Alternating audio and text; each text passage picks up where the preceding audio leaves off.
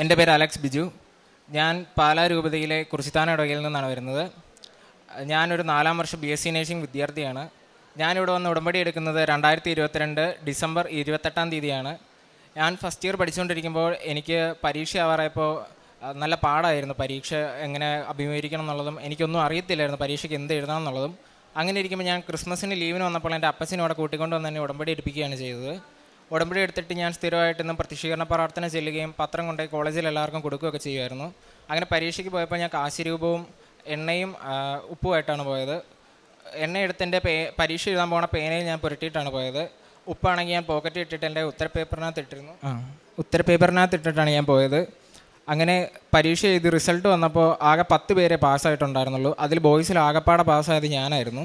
അതുപോലെ തന്നെ second ഇയറിൻ്റെ result വന്നു കഴിഞ്ഞപ്പോൾ എനിക്ക് ഫസ്റ്റ് ക്ലാസ്സോട് തന്നെ റിസൾട്ട് പാസ്സായി. ഞാൻ സെക്കൻഡ് ഇയർ പാസ്സായി.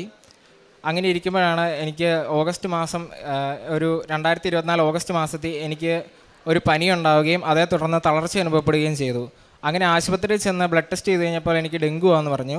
ഡെങ്കു എന്ന് പറഞ്ഞത് തന്നെ വീട്ടിൽ വിളിച്ച് പറഞ്ഞപ്പോൾ വീട്ടിലേക്ക് പോരാൻ പറഞ്ഞിട്ട് ഞാൻ വീട്ടിൽ വന്നു. വീട്ടിൽ വന്നിട്ട് ഇവിടെ അടുത്തുള്ള ആശുപത്രി കൊണ്ടുവന്ന് കാണിച്ചപ്പോൾ ബ്ലഡ് ടെസ്റ്റ് ചെയ്തപ്പോഴും ഡെങ്കു പോസിറ്റീവാണ് കാണിച്ചത്. പക്ഷേ ഡെങ്കുവിൻ്റെ ലക്ഷണങ്ങളൊന്നും അല്ലായിരുന്നു. എനിക്ക് എണീറ്റ് നിൽക്കാൻ പറയാൻ ഞാൻ തളർന്ന് വീഴുകയാണ് ചെയ്തുകൊണ്ടിരുന്നത്. അവിടുത്തെ ഡോക്ടറിനെ പിന്നെയും ചെക്ക് ചെയ്തിട്ട് എനിക്ക് ഗില്ലൻ ബാരി സിൻഡ്രം എന്ന് പറയുന്ന 1,00,000 ഒരാൾക്ക് വരുന്ന ഒരു റെയർ ഡിസീസാണ്. ഇത് വന്നു കഴിഞ്ഞാൽ ശരീരം മൊത്തം തളർന്നു പോകുമെന്ന് പറഞ്ഞു. എത്രയും പെട്ടെന്ന് കാരിത്താസിലേക്കോ അല്ലെങ്കിൽ മെഡിക്കൽ കോളേജിലേക്കോ മാറ്റിക്കോളാൻ പറഞ്ഞു. ഞങ്ങൾ എത്രയും പെട്ടെന്ന് കാരിത്താസിൽ കൊണ്ടുവന്ന് അവിടെ ചെന്ന് കഴിഞ്ഞിട്ട് നെർവ് കണ്ടക്ഷൻ സ്റ്റഡി എന്ന് പറയുന്ന ഒരു ടെസ്റ്റ് ചെയ്തു. ടെസ്റ്റ് ചെയ്തപ്പോൾ എനിക്ക് ഗില്ലൻ ബാരി സിൻഡ്രം എന്ന് പറയുന്ന അസുഖമാണെന്ന് ഉറപ്പിച്ചു. അങ്ങനെ ഉറപ്പിച്ച് കഴിഞ്ഞപ്പോൾ ഇതിന് ട്രീറ്റ്മെൻറ്റ് ഇല്ലാത്തൊരു അസുഖമാണ്. മാനേജ്മെൻറ്റ് എന്നുള്ള രീതിക്ക് നമുക്ക് 5 ദിവസത്തെ ഒരു ഇഞ്ചക്ഷൻ എടുക്കാമെന്ന് പറഞ്ഞു. ഇഞ്ചക്ഷൻ ചിലവേറിയ ഒരു ചികിത്സയാണ് ഇതിനുള്ളത്. അതിന് 3,50,000 രൂപ ഇഞ്ചക്ഷന് തന്നെ ആവുമെന്ന് പറഞ്ഞു. അങ്ങനെ എന്ത് ചെയ്യണം എന്നറിയാൻ മേലായിരുന്നു. 5ൻ്റെ പൈസ കയ്യിലായിരിക്കുന്ന സമയമായിരുന്നു. ഉടമ്പടി എടുത്തതെന്നുള്ള ഒറ്റ ധൈര്യത്തിൽ ഇഞ്ചക്ഷൻ സ്റ്റാർട്ട് ചെയ്യാൻ പറഞ്ഞു. ഇഞ്ചക്ഷൻ സ്റ്റാർട്ട് ചെയ്തു. ഈ അസുഖം ബാധിച്ചവർ റിക്കവറി ടൈമായിട്ട് ഒരു വർഷമേലും എടുക്കും. ഈ അസുഖത്തിൽ തിരിച്ച് തളർച്ച മാറി പഴയ പോലെ നടന്നു തുടങ്ങാനെങ്കിൽ അത്രയും ടൈം എടുക്കും കുറഞ്ഞത്. എനിക്ക് ഇഞ്ചക്ഷൻ സ്റ്റാർട്ട് ചെയ്ത് 3-ാം ദിവസം തന്നെ എൻ്റെ കൈക്കും കാലിലും ചലനം വെച്ച് തുടങ്ങി. അങ്ങനെ 5-ാം ദിവസം ഞാൻ ഇഞ്ചക്ഷൻ തീർന്നു കഴിഞ്ഞപ്പോൾ എണീറ്റ് നിൽക്കാനും പിടിച്ച് നടക്കാനൊക്കെ തുടങ്ങി. കൃത്യം 1 മാസം കൊണ്ട് എനിക്ക് പഴയ പോലെ നടക്കാൻ സാധിച്ചു. അത് കഴിഞ്ഞിട്ട് ഞാൻ 2 മാസം കൊണ്ട് തിരിച്ച് കോളേജിലേക്ക് പോയി. അമ്മ എനിക്ക് നൽകിയ വലിയൊരു അനുഗ്രഹമായിട്ടാണ് ഞാനിതിനെ കാണുന്നത്. എൻ്റെ 2ാം ജന്മം തന്നെയാണിത്. ഈ അസുഖം ബാധിച്ച് കൂടുതൽ പേര് മരിച്ചു പോയിട്ടാണുള്ളത്. ഇത് 10 പേരിൽ 8 പേരെങ്കിലും മരിച്ചു പോയിട്ടുണ്ട്. ബാക്കി 2 പേരും തളർച്ച ബാധിച്ച് വർഷങ്ങളോളം കിടപ്പിലാവുന്ന അവസ്ഥയാണ് ഈ അസുഖം ബാധിച്ച പലർക്കും ഉണ്ടാകുന്നത്. അതുപോലെ തന്നെ ഞങ്ങളുടെ 5 വർഷമായിട്ടൊരു സ്ഥലം വിൽക്കാൻ ഇട്ടിട്ടുണ്ടായിരുന്നു. അത് വിൽക്കാൻ പറ്റാതെ കിടക്കുമായിരുന്നു.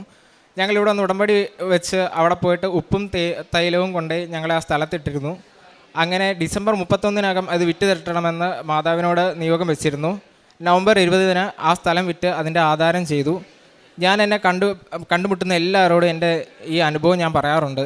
എനിക്ക് പറ്റിയ അത്ഭുതം ഞാൻ എല്ലാവരോടും പറയാറുണ്ട്. അതുപോലെ തന്നെ പത്രം കൊണ്ടുപോയി ഞാൻ കോളേജിലും അതുപോലെ എൻ്റെ കൂട്ടുകാരുടെ ഇടയിലും എല്ലാം കൊടുക്കാറുണ്ട്. ഇതെനിക്ക് കിട്ടിയ വലിയൊരു അനുഗ്രഹമായിട്ടാണ് ഞാൻ കാണുന്നത്. എനിക്ക് അമ്മ ചെയ്തു തന്ന ഈ അനുഗ്രഹത്തിന് 1000 നന്ദി. അമ്മയ്ക്കും അമ്മയുടെ തിരുക്കുമാരനും 1000 നന്ദി. ഞാനിവിടെ വന്ന് ഉടമ്പടി എടുത്തത് പിന്നെ ഞാൻ എല്ലാ ദിവസവും പ്രാർത്ഥിക്കാറുണ്ട്. ഞാനൊരു അരമണിക്കൂർ ബൈബിൾ ഇന്നും വായിക്കാൻ അരമണിക്കൂർ സമയം ഞാൻ വൈകുന്നേരം മാറ്റി വെക്കാറുണ്ട്. അതുപോലെ തന്നെ എനിക്കിവിടെ വന്നു കഴിഞ്ഞിട്ട് ഞാൻ ഉടമ്പടി എടുത്തു കഴിഞ്ഞപ്പോൾ തൊട്ട് എനിക്ക് ഭയങ്കരമായിട്ട് എല്ലാ കാര്യത്തിലും മാതാവ് എൻ്റെ കൂടെയുള്ള ഒരു അനുഭവമാണ് എനിക്കുള്ളത്. എന്ത് ചെയ്താലും എനിക്കൊരു പേടിയോ ടെൻഷനോ ഒന്നുമില്ല. നേരത്തെ എനിക്ക് ഏറ്റവും കൂടുതൽ ടെൻഷനും ഭയങ്കരമായിട്ട് ഞാൻ നെർവസ് ആകുമായിരുന്നു. പക്ഷേ ഇവിടെ വന്ന് ഉടമ്പടി എടുത്തേ പിന്നെ എല്ലാ കാര്യത്തിലും മാതാവിൻ്റെ അനുഗ്രഹം ഞാൻ കാണുന്നുണ്ട്. ഞാൻ എവിടെ പോയാലും കാശിരൂപമായിട്ടാണ് പോകുന്നത്. ഞാൻ ഇതുവരെ പോയിട്ടുള്ള ഒരു സ്ഥലത്തൊന്നും എനിക്ക് വേറൊരു അനുഭവം ഉണ്ടായിട്ടില്ല. ചീത്തയായിട്ടൊന്നും ഉണ്ടായിട്ടില്ല.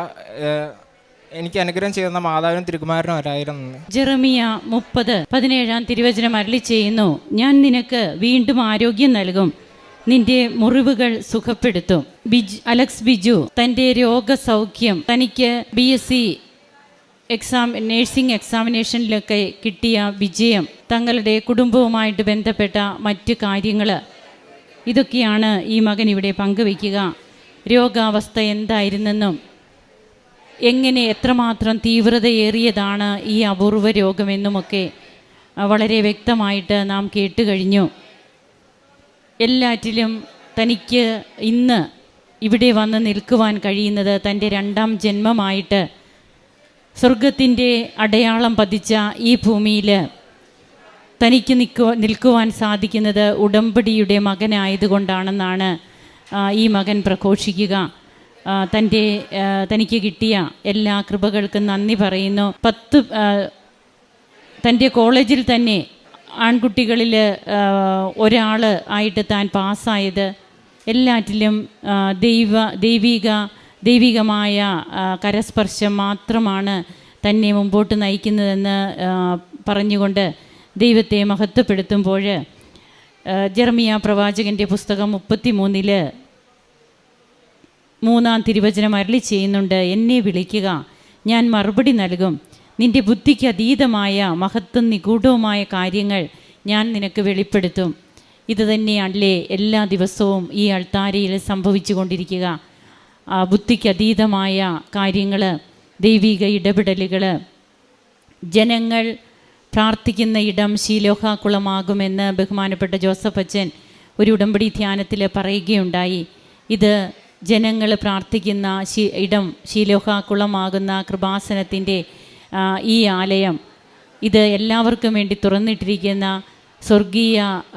സ്വർഗീയമായ സാന്നിധ്യം കുടികൊള്ളുന്ന ഈ ഇടത്തിലേക്ക് ഇന്ന് വന്ന് ഈ ശീലോഹാകുളത്തിൽ കുളിച്ച് ദൈവിക സ്പർശം ലഭിച്ചു പോയി തങ്ങളുടെ ജീവിതത്തെ മാറ്റിമറിക്കുന്ന അനുഭവങ്ങൾ തങ്ങൾക്കുണ്ടാകുമ്പോൾ പിന്നീട് അങ്ങോട്ട് ദൈവത്തോടൊത്തുള്ള ജൈത്രയാത്ര തുടങ്ങുന്ന ഉടമ്പടിയുടെ മക്കളുടെ ഒരു ഘോഷയാത്രയായിട്ട് ഇന്ന് ഉടമ്പടി ജീവിതം പരിണമിക്കുകയാണ്. നമുക്ക് കരങ്ങളടിച്ച് ദൈവത്തെ ആരാധിക്കാം, മഹത്വപ്പെടുത്താം.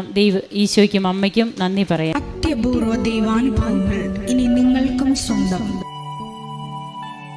ഈ യൂട്യൂബ് ചാനൽ ഇതുവരെ സബ്സ്ക്രൈബ് ചെയ്തിട്ടില്ലെങ്കിൽ ഇപ്പോൾ തന്നെ സബ്സ്ക്രൈബ് ചെയ്യുക. ഈ വീഡിയോ ഇപ്പോൾ തന്നെ നിങ്ങളുടെ സുഹൃത്തുക്കൾക്ക് ഷെയർ ചെയ്തുകൊണ്ട് കർത്താവിൻ്റെ പ്രേക്ഷിതരാകുക.